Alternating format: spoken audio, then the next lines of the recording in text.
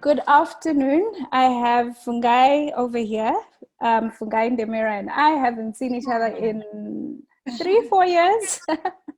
So I'm quite excited to connect. Fungai is lucky to be on holiday now, while most of us in South Africa are still in lockdown and most of the resorts are closed. So thanks for making time for us. She's got just under an hour for us to discuss building your financial legacy. So I'd like, as a start, for Fungai to introduce herself and tell us a bit more about her empire.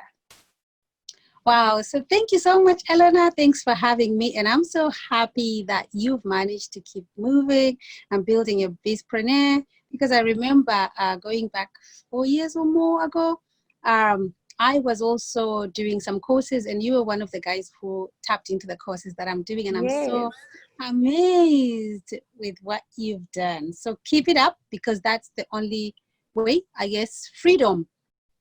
Yes, is definitely something that is really important to all of us. And I think as women, sometimes we overlook and say, oh, I've got to do this and do that. But I really think that it's important that we know what we want and pursue that, right? So yes, thank you so much for having me. Yeah, so I'm away. I had to literally, to be honest with you, when the COVID started, I was one of the people who got locked. I had just flown in from Africa. And literally the following day, the UK went into complete lockdown. So I have been locked in my house for 5 months. Oh, wow. You know, so as soon as I had an opportunity, I felt like I was breaking down. I felt like the whole world was coming on me. And I really needed to find an outlet, because I've just been constantly on the go. So I took a holiday and I've just hid away for a week, because I it's about balance. Life is about balance. Yes, definitely. So I managed to have that opportunity, and I'm grateful for it. And I guess that's what business must be able to help all of us achieve, to live the lives that we like, that we desire, that we enjoy. But all that comes with a lot of hard work that some people are not willing to give. As you can see, I'm on holiday, but this device... You took the laptop with you. This device is my lifeline, right? As far as business and work is concerned. So yeah, thanks for having me. And yes, I am grateful because I now run businesses across different continents. And to be honest with you, how I ended up doing and running business that way was following huge challenges with the recession. Okay. The recession is why I was able right now to be in a situation I'm now managing to cope and manage businesses. And if that hadn't happened to me, I would probably be in the same shoes as somebody right now who's got a business. But as soon as COVID happened, they are currently struggling with moving into the digital space and all that. So I guess these moments of COVID and recession and that, if we can look at them from a place where we think, right, this is a learning curve. What do I need to learn? And this needs to push me to where I need to be. And I think if we can look at every challenge from that viewpoint, we are going to do better. So definitely. I run these businesses exactly like that, and my work is here. Everything is here. I'm able to work. But if I look back 10 years ago, 2010, when the recession happened, I wasn't there at all. And I ended up going through very difficult business times where I lost 3/4 of the business and I was struggling and I was in a hot mess. But I chose to pick myself up and say, okay, this mess I am in, but how do I move forward? And today, COVID happens, it's a better place. So yeah, basically, yeah. Thank you for that. And for those who don't know what line of business you're in, would you like to share a little bit on how it came about? Yes, so originally my background is nursing. I am a nurse by profession. And I am very, very proud nurse. I still practice. I still got my PIN number. And it is that nursing. I didn't go to university, and I'm not planning to go to any. But with that nursing qualification, I was able to know that I am born to be a businesswoman and to be an entrepreneur and to do what I like. So I was able to work 1 year, only 1 year. I worked as a nurse. 1 year, okay. And 1 year, and that was enough for me as a springboard to start a healthcare recruitment business. And it is from that healthcare recruitment business that I now am able to have still healthcare, but creating technology solutions in the healthcare and medical space. So we are solution focused. We think about what problems are in our healthcare, what problems are our healthcare organizations facing, and how are we becoming the solutions? Again, through the experience I've gained, I now have been able to add layers to the healthcare business so that it is creating solutions, it is serving the healthcare organizations, and at the same time, it remains relevant. So many facets, but now health tech, fintech, and healthcare staffing and resourcing. That's what we are now. Wow, an umbrella, one-stop shop. Okay.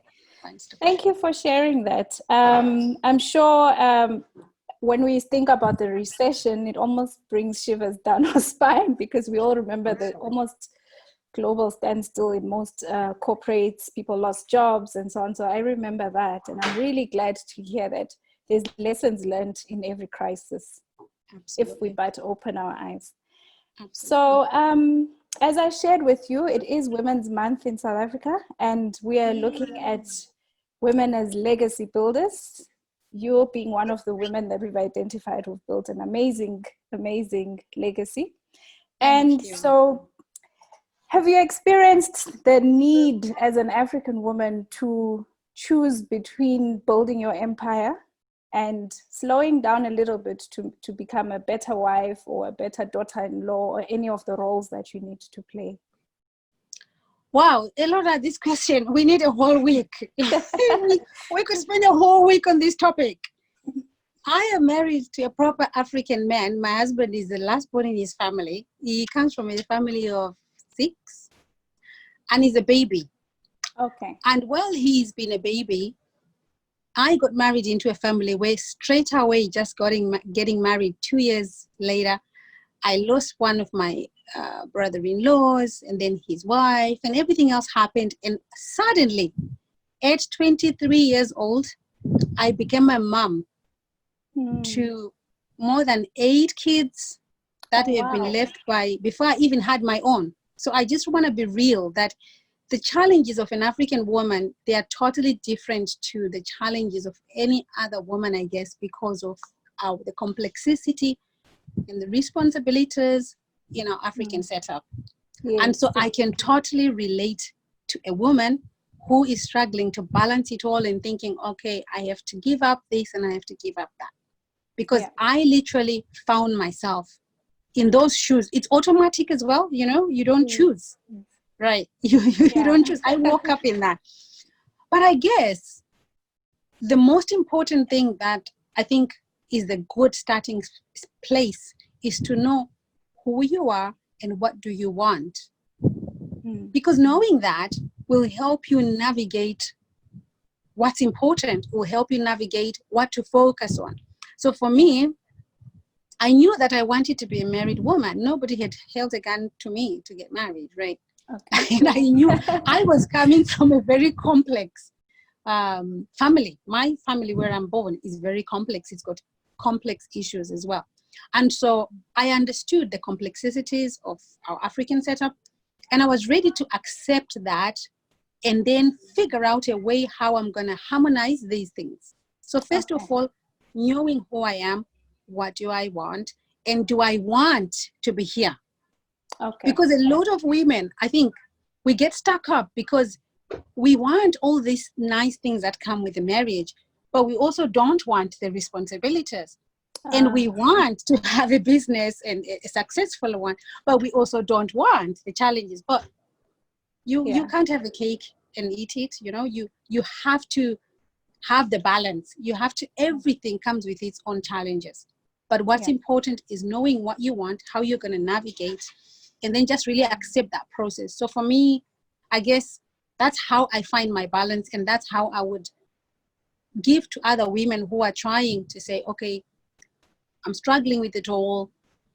Who are you? What do you want? And are you happy? Do you want to be there? Because if you can make those decisions, then you can then decide and figure out how you are going to navigate and how you're going to make that work. For me, I wanted to be, you know, a happy and a happily married woman, but I also wanted to be a woman that's going to be responsible for building her own empire and not be responsible, not blame my past that I was born poor, so I must just die poor, and I'm just going to get married and you know, settle for less. Why? There is no reason why, you know. So Awesome. So, like you say, the African woman is faced with many barriers. And in this month, they're celebrating the first time in, I think it was 64 years ago, that women were granted freedom to start that journey to build their empires. So 64 years is a long time, hey? But we still see a lot of women who haven't yet attained that freedom or even embraced the balance that you're speaking about. Right. So in your experience, do you think building the wealth, making the money grants that freedom? Or is there more to it? I wanna circle back, because actually I was researching and I've done a lot of work on the word freedom. What does freedom mean to you? It's very important for you to be able to define what you class or what you define as freedom. Because to me, freedom, what it means to me, the way I define it now, is being able to restrict myself from the things that I want so that I can equip myself and work towards the things that I desire. That's what freedom means to me. Okay. Yeah. So with that definition of freedom, it means that there are things that I may want right now, but I have got to choose to restrict myself from those things so that I can put in the work and focus on the things that are going to give me that leap or take me to that place where I want to be, where I want to desire. So for example, I am a married woman today, and I have got my married responsibilities and being a daughter-in-law and being a sister and all these things. And in our African settings, those hats, they come with a lot of responsibilities. Yes. But I also desire to run a successful business and a successful empire where I have got my own business and my own money and my own this. So what are the things must I sacrifice today? Unfortunately, you have to sacrifice something. Yeah. You know, God sacrificed his son that we may all have life and live it in abundance. So we also in this life can't have it all. You have got to sacrifice something.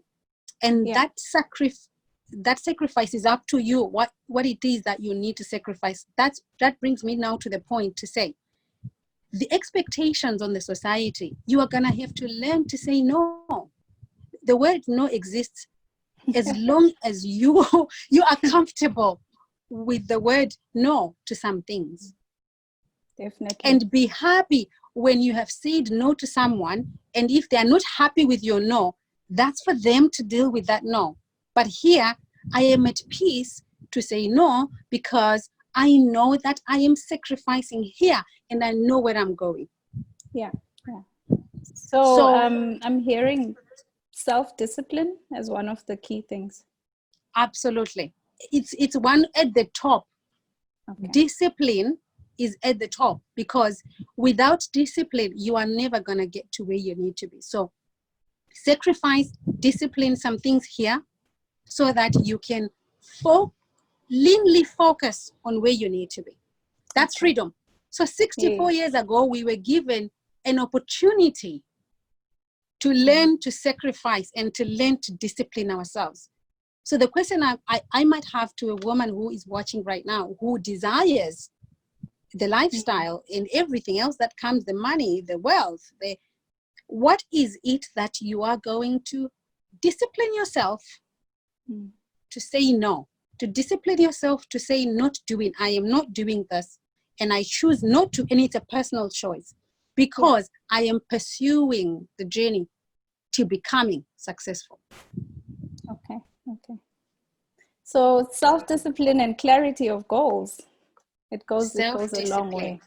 Yeah. Clarity of goals and being comfortable to say no and with your decisions. And not judging others who may be uncomfortable with your decision. You must allow them as well to be uncomfortable, but you don't allow that energy to come here. All right. Okay. I get you. Yeah. Okay. So, and saying no is often a really big thing for women, naturally being nurturers and almost wanting to please everybody. I suppose this is what gets people burnt out and overstretched. Correct. Yeah.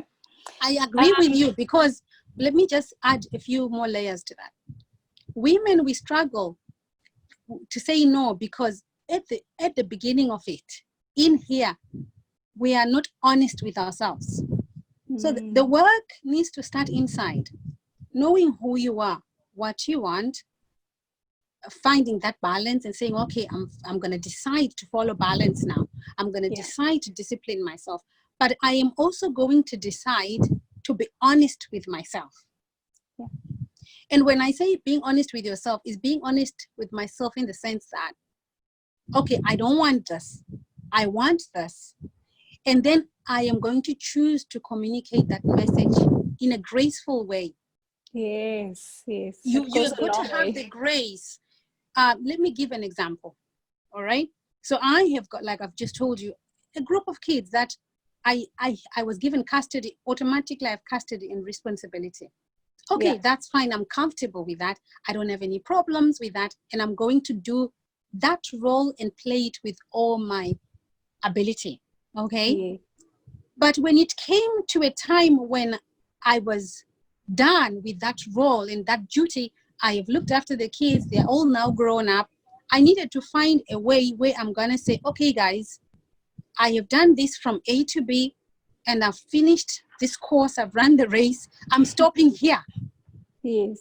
So I am going to support you to transition into adulthood. So this is what I'm going to do. I define 1, 2, 3, I will do for you. And what do you need? I give you, and I close the chapter. Okay. So I am not doing it with an expectation or a thank you. I'm not doing it because I'm expecting this person to do something. I am doing it because I have chosen to say, okay, that's my duty. I'm done. But I have got to start and a finish and define that finish with grace. Guys, I have done this for you. This is really where I can go up to. And gracefully, I am wishing you all the best. And yes. So that way you are not then left in a place where you are struggling with your decisions. I guess. Yeah. So that's really a good insight, that own your decisions as well and gracefully deliver. So like I said, 64 years ago, we're granted access. However, a lot of women still face barriers. They will have a lot of doors closed in their face. I mean, as an entrepreneur, we know that happens. But what, in your experience, have been the biggest barriers for financial freedom for women, and what are your insights? All right. So from my personal experience, it's all here. Okay. For me, I've noticed that a lot of us, we struggle to become who we are truly meant to be because of our belief system. I was born into poverty. And so my belief system always has a poverty base. Okay. So the work that needs to happen is to transform the mind, mindset, because the word of God says, as a man thinketh in his heart, so is he. So the first place we need to start is here. What do I think about me? For me, that was a big and huge thing. I can give an example to say, what do I think about me refers to what do I think about my skin and my color? What do I think about my hair? What do I think about this right here, this outlook? Yeah. Am I comfortable with this here? Yeah. And do I think or believe that this here can go and stand in front of a room full of alpha males and present a situation and be heard? Do I believe that? Because if I do, then nothing anybody else says is going to stop. So the work for us women, I guess, especially in South Africa, we have been brought up in an economy where there is a lot of apartheid mentality. Color is a real issue. The way somebody looks is a real issue. And so as women, our focus is outward. How do I look? How is my hair? How is my skin? But we forget to nurture the inner person, the confidence, the self-belief. This one here, the who I am, who he says I am. We don't do a lot of work to build that. And so I may have the looks and everything, but if this here is not confident and is not believing, you are not going to convince anybody about anything that you're trying to do. And so you feel inferior when opportunities come. You think, oh, only me. Can I really do it? Can I really apply for that? When the government is saying, guys, come forward, there is an opportunity, there is funding for women, like right now in South Africa. South Africa is putting a lot of money into innovation and startups. There is a lot of hubs available to say, women, come and learn the tools and the skills. But the question is, are those women taking time to find out that information, and are they reaching out? Are they confident that if they put an application, it's going to be accepted? There's actually not enough. There you go. There you go. I was reading the statistics just this week. In the United Kingdom, example, we have got less people of ethnic minority going forward for the opportunities that the government is putting forward. But is it because we don't have these people? It's the self-belief. Right. So I think as women, we have got to believe and know that we are meant to be game changers. We are co-creators with God. We have got God's DNA in our blood.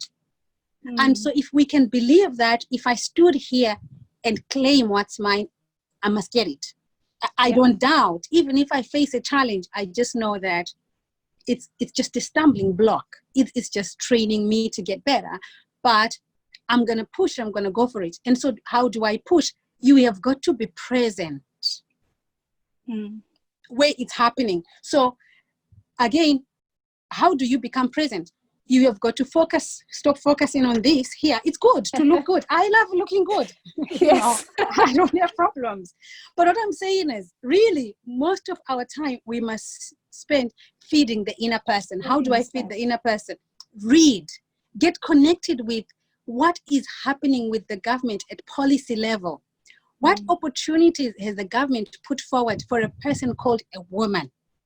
What is the government budget and agenda for a person called a woman this year in 2020? Post-COVID-19, Ramaphosa would have put out his outlay and his plan to say, guys, we are post-COVID or we're during COVID, whatever situation you're in, but these are the key areas of focus. And once he's released that information, it is disseminated then to the policymakers. Though that is the information you need to tap into if you are thinking of creating an empire, because your solution must focus and be in alignment with what the government is doing. So as women, we have got to stop focusing on makeup and hair, and we need to focus on what the leaders are saying and align with the policies. So when we are deciding to do business or create opportunities or upskill ourselves, we are in alignment with the now.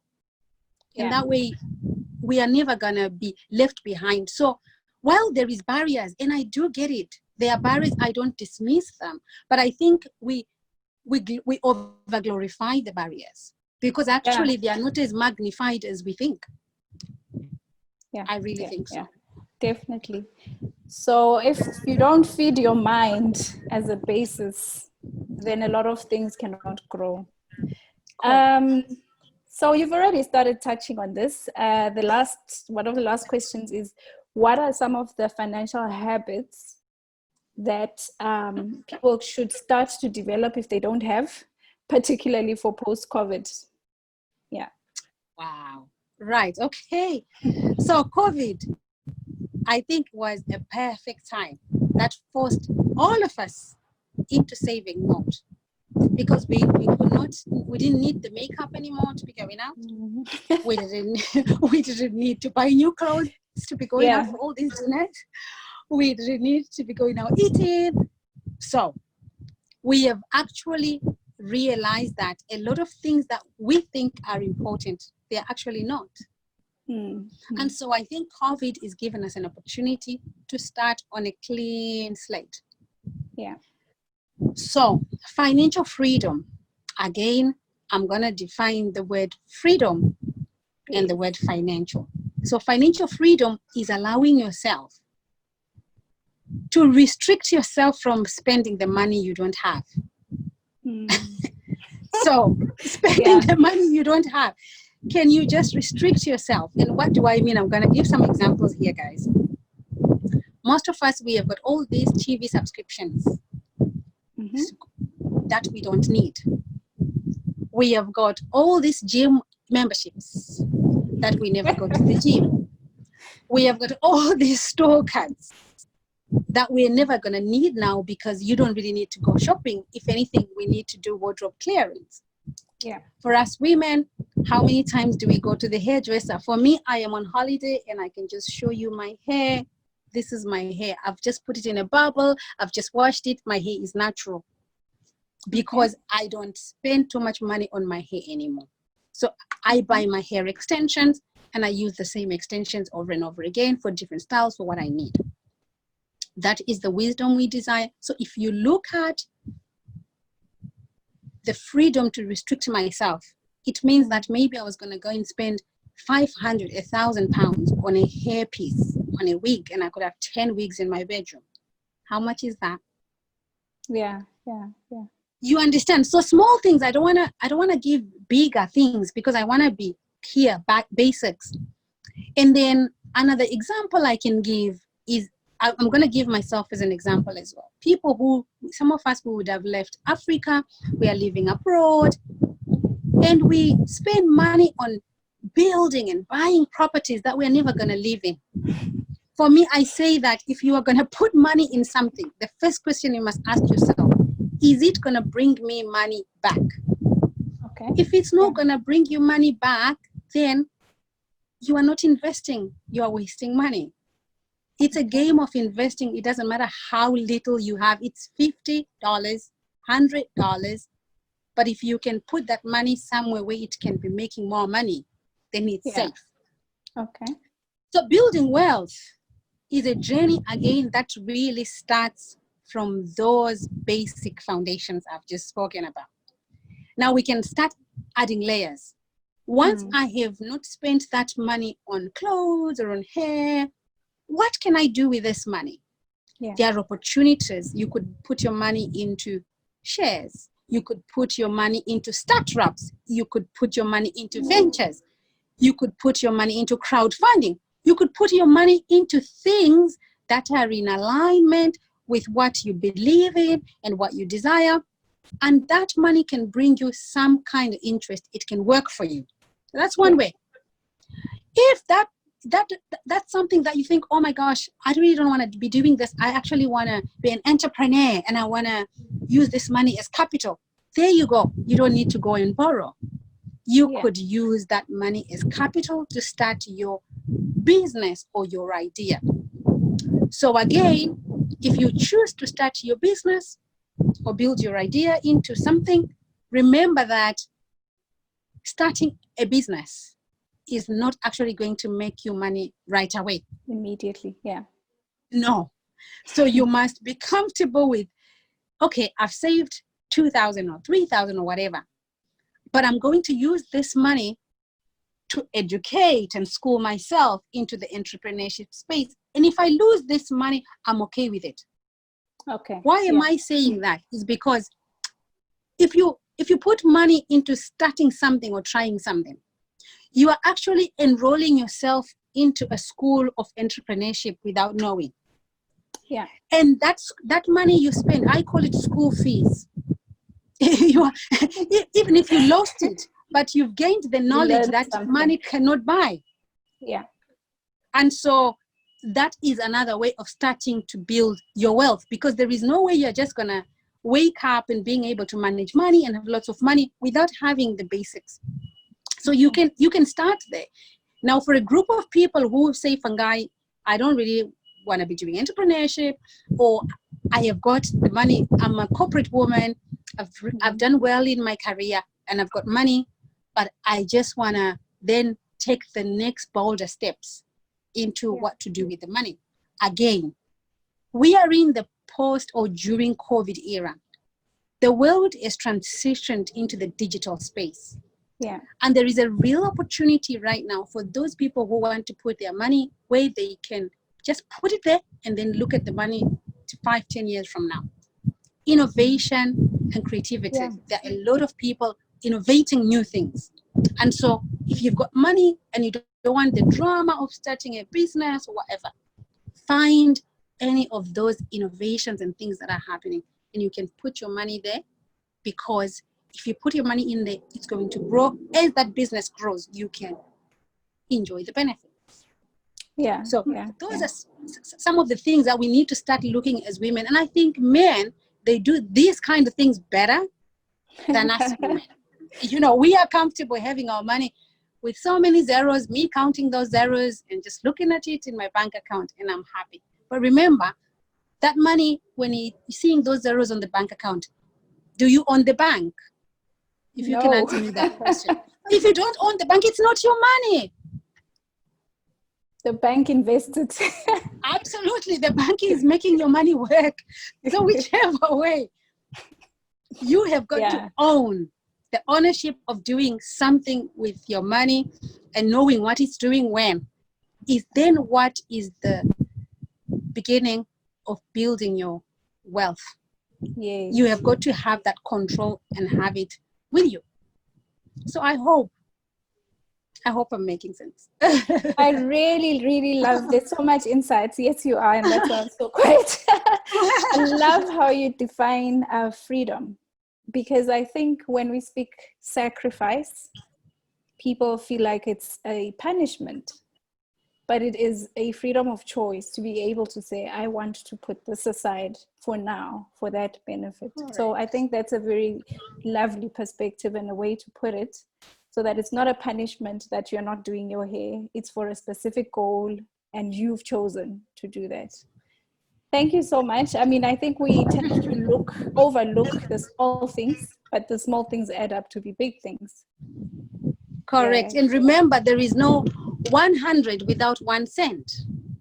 Yeah. Exactly. There you go. So every little adds up big time. If you look at it over the years, you are going to see that you could have saved so much. And that number will eat you up. And you'll be looking back and thought, if only I had put aside all that, whatever amount it was, I would have done well. So there you go.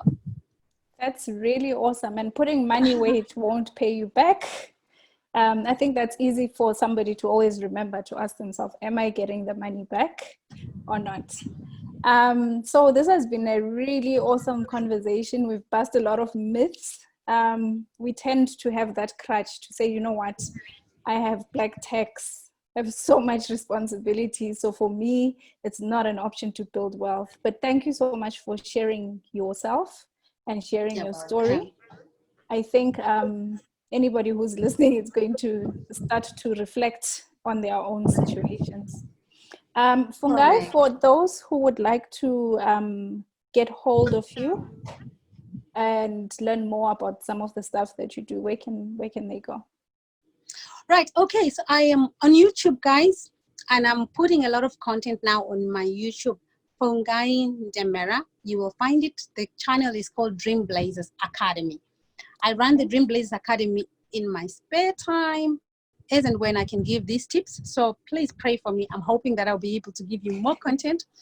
And also every year I give out the Start Your Profitable Business Scholarship.